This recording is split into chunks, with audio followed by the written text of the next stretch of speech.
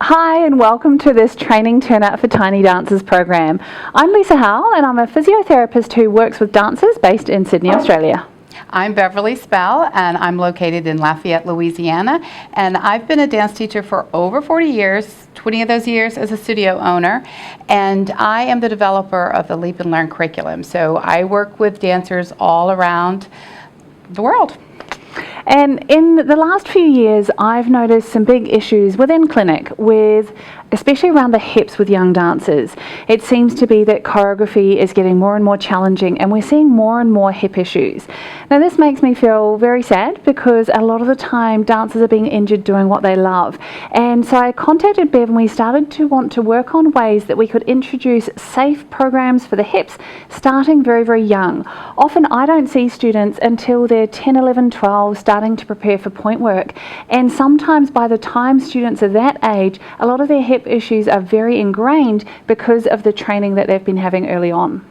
And from my perspective, I have heard from so many studio owners and so many dance teachers asking about what do we tell the parents, because parents think they've enrolled their child in a ballet class, and ballet is, in their perspective, is in turnout, 180-degree rotation, and that is not the case for these young dancers.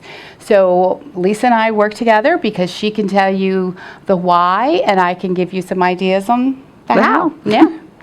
So what we want for this program is to really give you confidence in training young dancers' hips safely. A lot of dance teachers are so worried they'll do things wrong that they actually won't challenge the dancers enough, while other syllabuses or methods of training can push dancers in a way that is okay for some hips but not okay for the anatomy of others. So we want you to feel really comfortable and confident in training young dancers safely. We want you to have a huge range of really practical tips that you can use straight away in your classes to really work with these young dancers. And we want to also start to introduce the idea and the benefits of working in parallel with these young students. Often we don't have to start working in turnout till a little bit later, and we really need to get the students stable in parallel before we start going into turnout. And this is where a lot of the parents say, well, no, shouldn't they be working in turnout? If we provide stability in parallel, then when we do add on turnout, we're going to have a whole lot less issues. If you're pushing turnout early on, this can actually be detrimental to their career as a classical dancer. And so when Lisa and I were brainstorming on how to put this program together, we thought about we need to put this in stages and not ages, because you often have a dancer who goes into a dance class, a ballet class for the first time, and they may be 7, but they can't stand on one leg.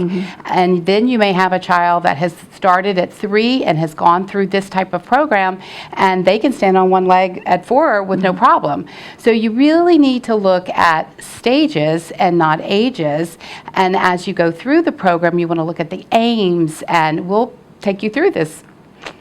So please make sure you really use all of the downloads that we've created. We've got teaching handouts, we've got handouts that you can give to the parents to help explain this process, colouring sheets for the children, and then as you go through each of the exercises, try and just incorporate maybe one of those exercises into class this week, and then gradually start building the program in more and more.